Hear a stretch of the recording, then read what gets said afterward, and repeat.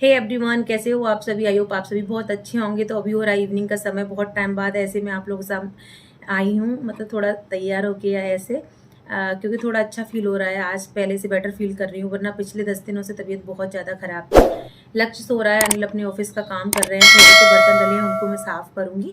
तो आपके बहुत सारे कमेंट्स आ रहे थे, उनका मैं रिप्लाई नहीं कर पा रही थी। मुझे पर्सनली बिल्कुल भी अच्छा नहीं लग रहा था जब मैं आपके कमेंट्स का रिप्लाई ना कर पाऊँ। 3-4 ब्लॉग्स पे मैंने किसी के कमेंट्स के रिप्लाई नहीं कर पाए, आज दिए हैं मैंने। तो आप लोग समझ जाया कीजिए कि मेरी तबीयत ख़राब है या कुछ प्रॉब्लम चल रही है, इस वजह से मैं रिप्लाई नहीं कर पा रही हूँ, वरना मैं सबके रिप्लाई करती हूँ। और कुछ सवाल ऐसे होते हैं जिनके हम कमेंट्स में रिप्लाई नहीं कर सकते हैं, तो मुझे लगा कि चलो मैं वीडियो बना के आप लोगों के साथ शेयर कर देती हूँ। आज का वीडियो कोई ब्लॉग वगैरह नहीं है। आपने जो कमेंट्स किए हैं उनमें से कुछ कमेंट्स का मैं रिप्लाई करने आई हूँ। बहुत सारे क्वेश्चन थे जब मेरी तबीयत ख़राब हुई, उससे उससे भी पहले से बहुत सारे क्वेश्चन थे कि आप अपने घर में हाउस हेल्पर क्यों नहीं रख रहे। तो उन सारी चीज़ों को मैं बताने आई हूँ। और क्या आप घर से सासू माँ या मायके से किसी को क्यों नहीं बुला रहे हो, मेरी क्या मजबूरी है, वो सारी चीज़ें मैं आप लोगों के साथ शेयर करूँगी। तो आप लोग देख सकते हो आज मेरा फेस थोड़ा सा शाइनिंग शाइनिंग जैसा ब्राइट ब्राइट लग रहा है ना, क्योंकि मैं अपनी स्किन की केयर नहीं कर पा रही थी। क्योंकि काफ़ी दिनों से ना क्या हो रहा था कि मैं हॉस्पिटल के चक्कर लगा रही थी और घर शादी में गई थी, उसके बाद से इधर उधर घूम घाम के, और उस टाइम पर कितनी ज़्यादा स्वेलिंग आ गई थी, तो मैं कुछ भी नहीं कर पा रही थी।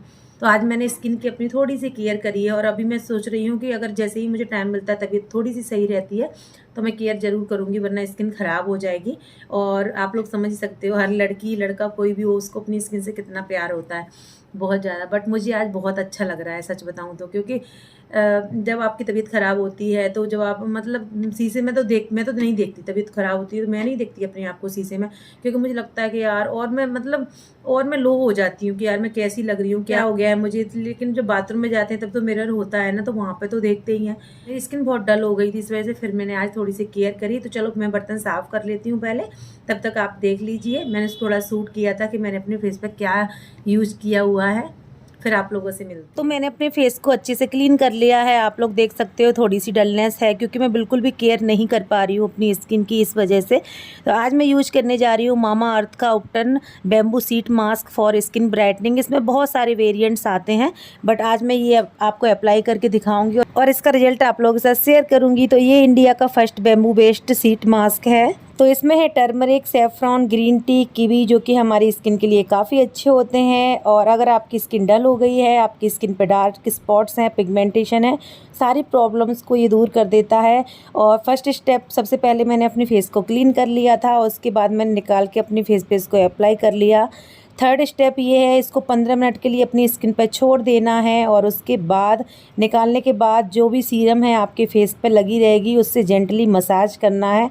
और इसको यूज करने के बाद, फेस पे अप्लाई करने के बाद इतना फ्रेश फील होता है, मैं क्या बताऊँ आपको, बहुत ही अच्छा। मामा अर्थ के सारे प्रोडक्ट्स मुझे काफ़ी अच्छे लगते हैं, क्योंकि उनमें हार्मफुल केमिकल्स नहीं होते हैं, सारे प्रोडक्ट्स नेचुरल होते हैं, इस वजह से मुझे अच्छा लगता है। आपको पता है नेचुरल चीज़ें हमारी स्किन के लिए कितनी अच्छी होती हैं। तो 15 मिनट के लिए मैं इसको छोड़ देती हूँ। चलिए बात करते हैं इसमें क्या क्या है। सारी चीज़ें इसमें मेंशन की हुई हैं, उस तरीके से आपको फॉलो करना है स्टेप बाय स्टेप। ये स्किन ब्राइटनिंग के लिए है। ये seat mask paraben and silicon free है, जो कि हमारी स्किन के लिए काफ़ी अच्छा होता है। डर्माटोलॉजिकल टेस्टेड है, ऑल स्किन टाइप्स। अगर आपकी स्किन ऑयली है या फिर आपकी स्किन ड्राई है या कॉम्बिनेशन स्किन है, तो आप कोई भी इसको यूज कर सकता है। मामा अर्थ प्लास्टिक पॉजिटिव और इंडियन ब्रांड है। सबसे अच्छी बात ये है, ये आपको मामा अर्थ, अमेजोन, नायका एंड पर्पल पर भी मिल जाएगा ये वाला सीट मास्क। और अगर आप मामा अर्थ ने अपना खुद का ऑफिशियल ऐप भी लॉन्च किया, अगर आप उसके थ्रू शॉपिंग करते हो, उसके थ्रू लेना चाहते हो, तो आपको एक्स्ट्रा डिस्काउंट भी मिलेगा। और स्क्रीन पे आपको कूपन कोड दिख रहा है, अगर आप उसको अप्लाई करते हो तो आपको 20% डिस्काउंट और मिलेगा।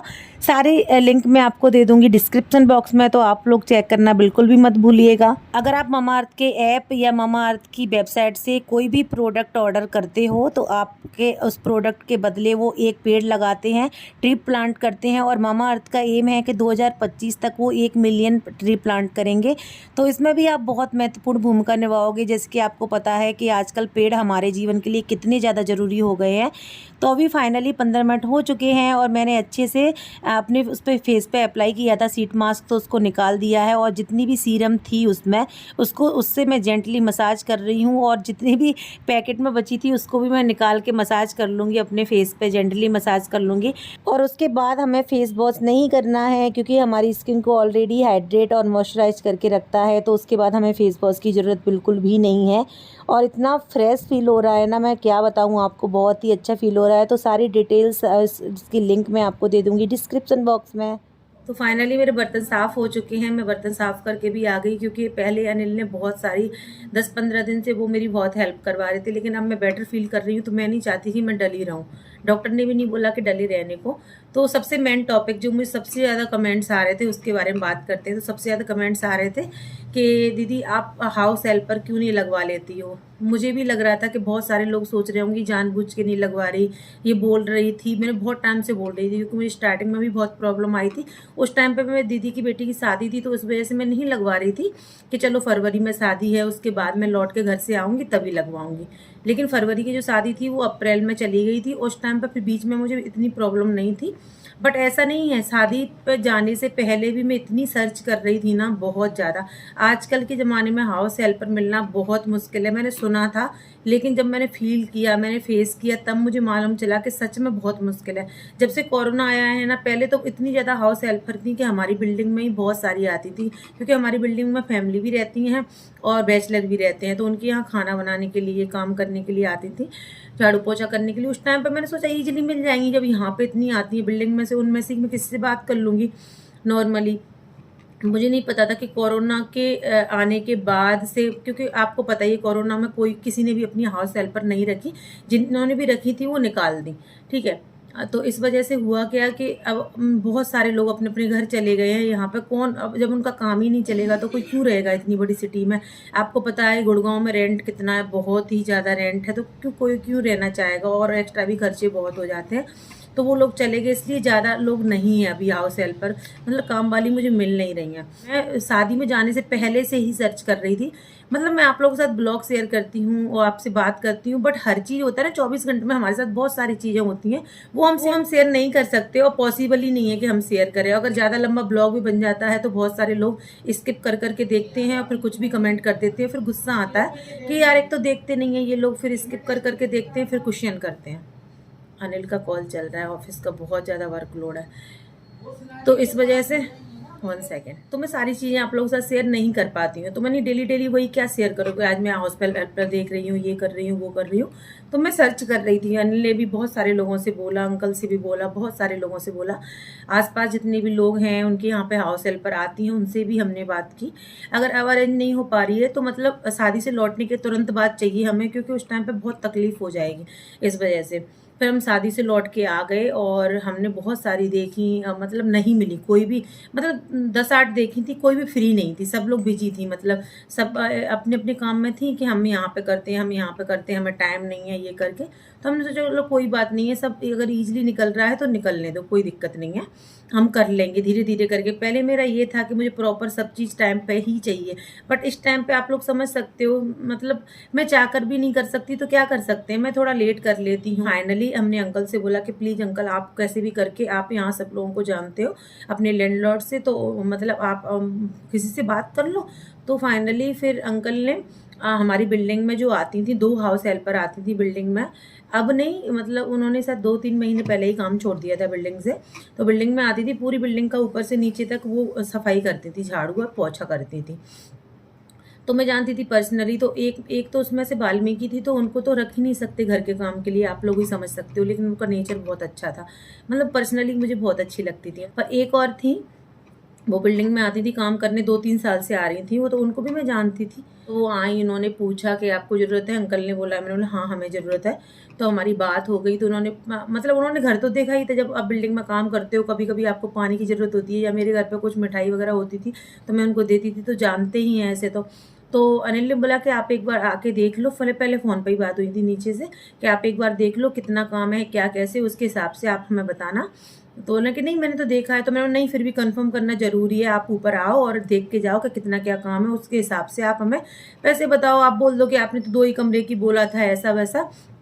तो इस वजह से प्रॉपर वे में आप देखो, फिर अपना मतलब जितना भी आपका अमाउंट है वो तय करो, उसके बाद क्लियर कर लो। तो वो आई फिर और उसके बाद उन्होंने देखा, सब कुछ देखा कितना है, क्या है, कैसे है।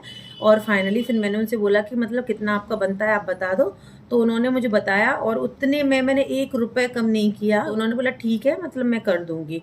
पर उन्होंने फिर भी टाइम का वो रखा, क्योंकि उनके पास ऑलरेडी पहले से भी काम था, वो बैंक वगैरह में जाती, हॉस्पिटल वगैरह में, प्राइवेट में। तो उन्होंने बोला कि ठीक है मैं एडजस्ट कर लूँगी। तो मैंने बोला ठीक है, अगर आपके पास सुबह टाइम नहीं है, क्योंकि देखो झाड़ू पोछा तो सुबह ही ठीक लगता है, पर मैंने फिर भी मैं 9:30-10 बजे तक एडजस्ट कर लूँगी।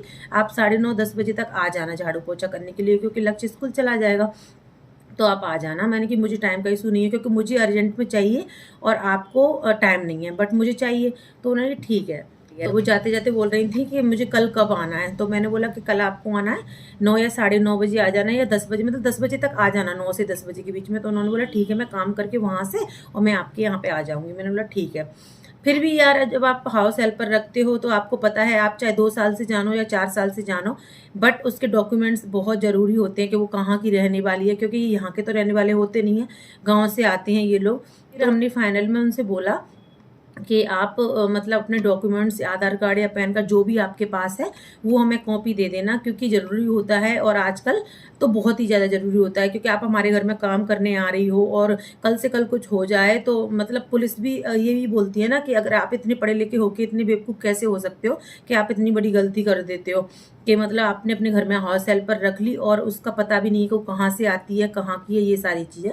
तो हमने उसको बोला कि इन्होंने बोला अनिल ने कि आप अपना वो लेके आना, कल आओ तो आप अपना आधार कार्ड या पैन कार्ड जो कुछ भी हो वो लेके आना। तो उनसे इतना ही बोला तो उनका फेस बहुत डाउन हो गया था, अरे भैया उसकी क्या ज़रूरत है। तो अनिल ने बोला कि देखो आप पे हमें बिलीव है, हम आपको जानते हैं, आप हमें जानती है, लेकिन कल से कल कुछ हो जाए तो समझ रहे हो ना, समय का किसी को नहीं पता, आपके साथ या हमारे साथ किसी के साथ भी।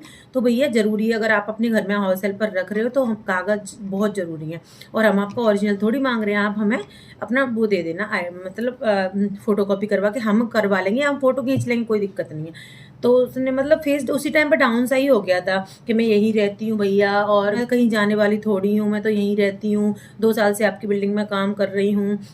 फिर हमने अंकल से भी पूछा था कि आप की बिल्डिंग में काम कर रही थी, आप तो इनको जानते होंगे, पर्सनली जानते होंगे, घर कहाँ क्या है। तो अंकल ने भी बोला कि नहीं, मैं पर्सनली नहीं जानता हूँ, क्योंकि बिल्डिंग में काम करना और घर में काम करना बहुत डिफरेंस होता है। बिल्डिंग में कुछ रखा नहीं है आपका सामान, वो आती हैं करके चली जाती हैं, जैसा तैसा होता है। घर में काम करना आपका बहुत सारी चीज़ें होती हैं, आपका बच्चा है, आपका पति है, मतलब बहुत सारी चीज़ें होती हैं। तो वो भी अपनी सेफ्टी के हिसाब से हमें भी ज़रूरी था। तो हमने उनसे बोला कि ऐसे-ऐसे मतलब आपको कुछ ना कुछ तो देना पड़ेगा। तो उसने मतलब 4-5 बार यही बोला कि क्या ज़रूरत है, ये वो ऐसे करके। तो हमने बोला कि नहीं, मतलब ज़रूरत तो वो है। तो उन्होंने तब तो हाँ करके उन्होंने बोला ठीक है, तो मैं ले आऊँगी, ऐसे करके, मतलब ऐसे हाँ ना का सही से जवाब नहीं दिया था, बट हमें नहीं लगा था कि वो ऐसे भी करेंगे। तो हम दूसरा दिन हो गया और हमने सब बात क्लियर कर ली, उन्होंने पैसे बता दिए, पूरा एकदम क्लियर हो गया मामला। और फिर दूसरे दिन हमने सुबह लक्ष्य को मैंने स्कूल भेज दिया था। ये तब की बात है जब हम घर से लौट के आ गए थे, मेरी दीदी की बेटी की शादी हो गई थी उसके बाद से। तो ये सारी चीज़ें मैं अब इसलिए शेयर कर रही हूँ कि आप लोगों के कमेंट्स आ रहे थे कि दीदी हाउस हेल्पर क्यों नहीं रख लेती हो आप। तो समझ रहे हो ना कि जब मेरी तबीयत ख़राब है, मुझसे इतने ज़्यादा पैसे लग रहे हैं और इतनी सारी प्रॉब्लम्स आ रही हैं, तो मैं हाउस हेल्पर क्यों नहीं रखूँगी, आप लोग ही समझिए। तो मुझे लगा कि अब मैं शेयर कर देती हूँ, और हो सकता है कि इससे मुझे शेयर करने से आप लोग भी मुझे कमेंट्स करें, कुछ राय दें अपनी, और आप लोगों के साथ कनेक्ट हूँ मैं। तो मुझे ऐसा लगता है आप मेरी फैमिली हो, तो आप मुझे अच्छी-अच्छी राय दोगे, या जो भी अच्छी होगी या बुरी होगी, आपको जो अच्छी लगेगी वही सारी बातें आप मुझसे शेयर करोगे। तो भैया हम इंतज़ार करते रहे, 9 बज गए, मतलब 8:30 बज चुके थे। तो मैंने सोचा कि वो आएँगे आज तो बस मैंने अपना जो भी था, अनिल ने मेरे साथ हेल्प करवाई, लंच का टिफ़िन बनवाया और हमने इसको स्कूल छोड़ मतलब भिजवा दिया। और उसके बाद फिर जो भी काम था, डस्टिंग वगैरह, वो मैंने कर ली थी खड़े-खड़े ऐसे। मैंने बोला वो आने वाली होंगी, तो 9 से 10 हो गया, 10 से 11 हो गया। फिर उस दिन तबीयत मेरी हल्की, सर में दर्द हो रहा था तो मैं लेट गई थी, तो 11 मतलब 10:30 से 11 हो गया, ठीक है। तो अनिल ने मुझे उठाया, बोले कि वो तो अभी तक नहीं आई। तो मैंने बोला कि कोई बात नहीं, हो सकता है लेट हो गई हूँ। तो फिर अनिल ने उनको कॉल किया, तो उन्होंने कॉल अटेंड नहीं किया। फिर 2-3 बार कॉल किया, नहीं अटेंड किया। तो मैंने बोला हो सकता है वो बिज़ी होंगी, किसी घर पे काम कर रही होंगी, तो बाद में लगा लेंगी, हो सकता है। ठीक है। अब वो हमसे बोल के गई थी कि कल मैं आऊँगी उसी टाइम पे। अगर बोल के नहीं जाती तो हमें ऐसा लगता कि शायद इनको काम पसंद नहीं आया है या कुछ ऐसी बात थी, है ना? पर मेन बात जो टॉपिक था वो कागज़ नहीं देना चाह रही थी और बस वो बार-बार यही बोल रही थी कि मैं यहीं रहती हूँ, मैं तो यहीं रहती हूँ, आपसे थोड़ी दूर पे रहती हूँ, कागज़ की क्या ज़रूरत है, ऐसे करके। फिर उसके बाद भई नहीं आई तो फिर अनिल ने फ़ोन किया। फिर उसके बाद 12 बज चुके हैं। हमारे घर का कोई भी काम नहीं हुआ, बर्तन डले हैं और पूरा काम फैला हुआ डला था क्योंकि हम तो उनके भरोसे थे कि वो आएँगी। वैसे तो मैं कर लेती हूँ, धीरे-धीरे करके 12 बजे तक तो मैं झाड़ू, पोछा, बर्तन ये सारी चीज़ें कर ही लेती हूँ। चाहे मेरी तबीयत ख़राब हो, कुछ भी वैसा फ़ील हो तो अनिल हेल्प करवाते हैं, ये कर लेते हैं हम लोग आपस में मिलके। बट उस दिन क्या हुआ कि मतलब ये सारी चीज़ें चलती रहीं तो फिर उसके बाद फिर हमने कॉल किया। फिर मैंने अनिल से बोला कि तुम दूसरे फ़ोन से कॉल करो, तो उन्होंने दूसरे फ़ोन से कॉल किया उनको, उन्होंने अटेंड नहीं किया, शायद उस टाइम पे बिज़ी होंगी। फिर उनका आता है 2 बजे कॉल वापस। जो हमारा नंबर था हमने उनके फ़ोन में अपना नंबर सेव कर लिया था, उन्होंने हमारा कर लिया था जिस दिन बात क्लियर हो गई थी उसी दिन। तो फिर हमने उनको कॉल किया तो उन्होंने अटेंड नहीं किया। फिर उनका वापस आया 2 बजे, दूसरे हमारे फ़ोन पे नहीं आया, जो मेरा वाला दूसरा वाला फ़ोन है ना उससे हमने किया था उस पे वापस आया। उनको लगा वो किसी और का है। तो जैसे ही अनिल बोले हेलो तो उन्होंने बोला हेलो, तो उन्होंने अनिल की आवाज़ पहचान ली और फ़ोन कट कर दिया। ठीक है, ये क्या बात हुई यार, मतलब फ़ोन ही कट कर दिया। तो मैंने अनिल से बोला कि शायद आपकी आवाज़ पहचान ली होगी इसलिए फ़ोन कट कर दिया। तो अनिल ने बोला ऐसे थोड़ी पहचान लेंगी। मैंने बोला नहीं यार, इतने सालों से वो 2 साल से बिल्डिंग में काम कर रही तो आवाज़ तो पहचान ही लेंगी ना। तो इस वजह से तो मैंने पता नहीं क्यों नहीं आई, क्या दिक्कत है। तो हमारा ये था कि अगर आपको नहीं आना था, समझ रहे हो आप, अगर आपको नहीं तो क्लियर आप मना करके जाते कि मैं कागज़ नहीं दूँगी या मुझे ये प्रॉब्लम है। अगर आपकी कोई भी प्रॉब्लम तो हम किसी को ज़बरदस्ती तो नहीं पकड़ सकते ना। तो इस वजह से मुझे थोड़ा अजीब सा लगा यार, सिर्फ़ कागज़ की वजह से। मतलब फिर मुझे अंदर से अच्छा भी लगा कि यार मतलब अच्छा हुआ हमने कागज़ माँगा, पता नहीं उनके दिमाग में क्या चल रहा होगा, क्या बहुत सारी चीज़ें मतलब मेरे दिमाग में थी। कि यार ये इतनी सी बात पे मतलब ये आई, कम से कम अगर आपको काम पसंद नहीं आता तो बोल के जाती। अगर उनको काम पसंद नहीं आता तो वो कम से कम बोल के तो जाती ना कि भैया मैं कल नहीं आऊँगी, ठीक है?